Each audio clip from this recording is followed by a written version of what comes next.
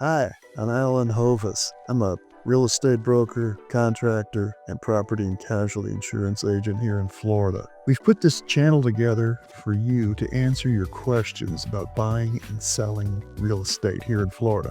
If you've got additional questions you haven't found answers yet to, just put them in the comments below and we will get back to you. Or maybe we'll make a show about them. Thank you for watching.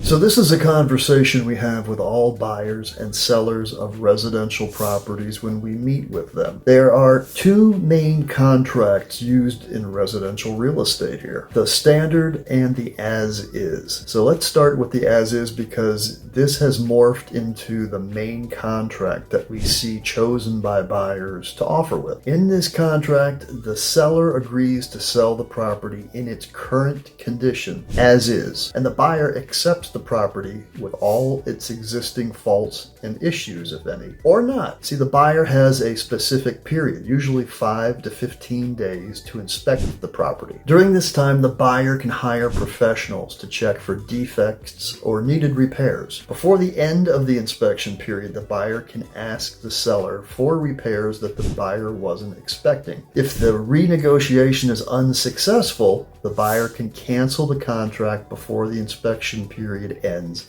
and receive a full refund of their deposit. The seller is not required to make any repairs or offer credits for defects discovered during the inspection. If they feel it is better to make them and continue the contract, they can, or they can decline and allow the deposit to be refunded and just resume with their listing. This contract is popular among buyers that are investors and are anticipating repairs, or maybe nervous buyers unsure about what an inspection may reveal and want the option to get out of the contract without penalty, even if there are no reasons. See, the contract language states if buyer determines in buyer's sole discretion that the property is unacceptable to buyer may terminate this contract by delivering written notice of such election to seller prior to the expiration of inspection period. You let the seller know you don't want it in writing and you're out. Another reason a buyer may want to use this contract is in the inspection period, you may find out that the insurance burden or the shift in the assessment that will take place for the property taxes is too great. So make sure to investigate these while you're inside that inspection period. Now, as a seller, if you have a property that you do not want to go through the process of fixing and updating everything that is broken or missing or needs attention, you can request all offers be as is. So buyers are expecting to offer on the property in its current condition. So how is this handled in the standard contract, and when do you want to use this one? Well, the standard contract allows for inspections similar to the as-is. The difference is that it specifies 3 separate repair obligations for the seller should the inspections show repairs are needed or there's deferred maintenance that needs immediate attention. The 3 types of repairs designated are: 1. Repairs to warranted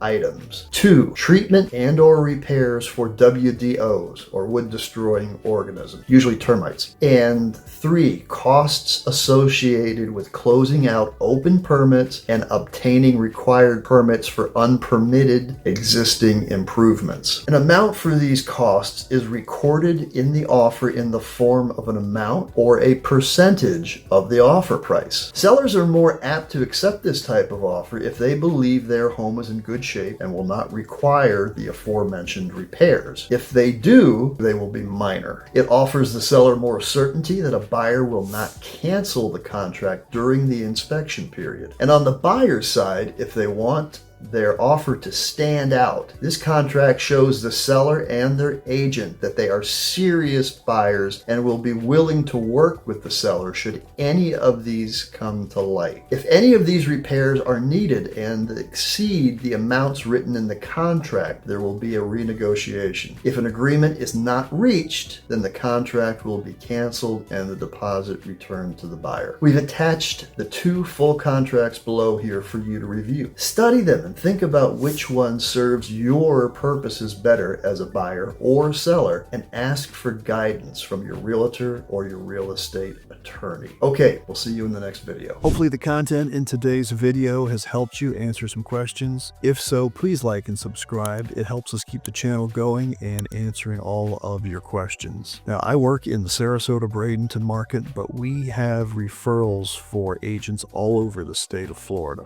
My contact information is below and in my website, alanhovis.com. And if you are a Florida real estate agent, please contact us if you'd like to be on our referral list. That's it for now. We'll see you in the next video.